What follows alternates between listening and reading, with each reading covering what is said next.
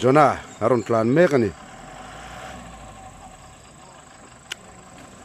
nghe kan an don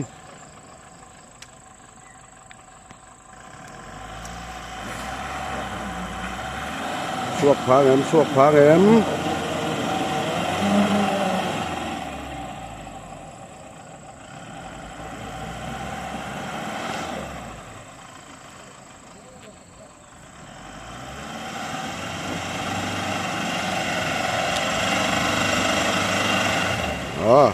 ta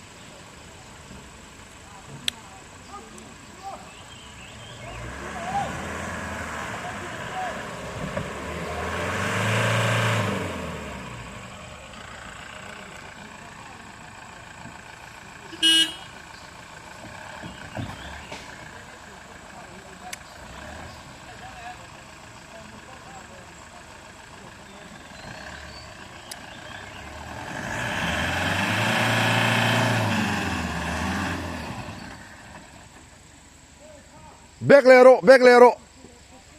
ron di put ro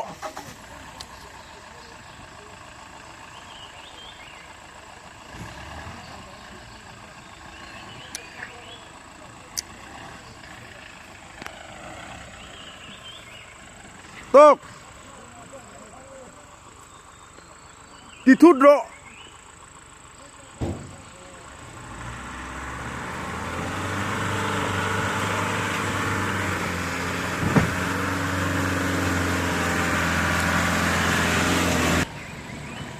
hey chil tlang savom aron tlan thlai aron ham chuak thiang emo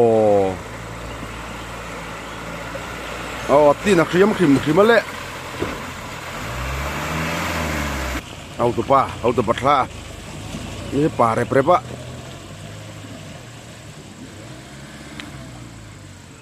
a zai ngai te in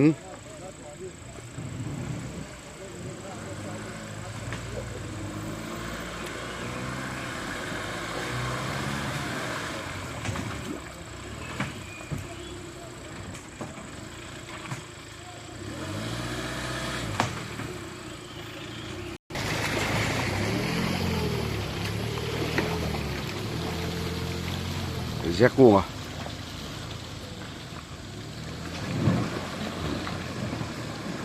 anh ấy tục ra đặc phát trăng chắc ạ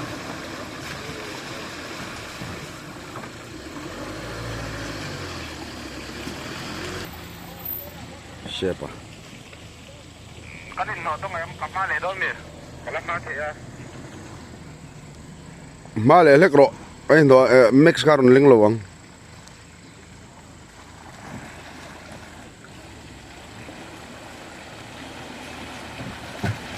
nè mi khóc mày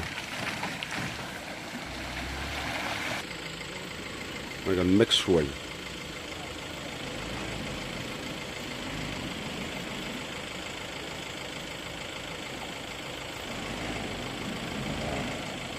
chuyện ta ôm ra cái sòng bằng á nụ rip mày ạ ngày tụ ôm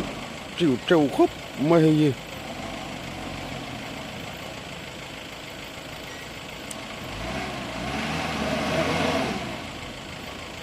chụp rong bôi tàn thị về thống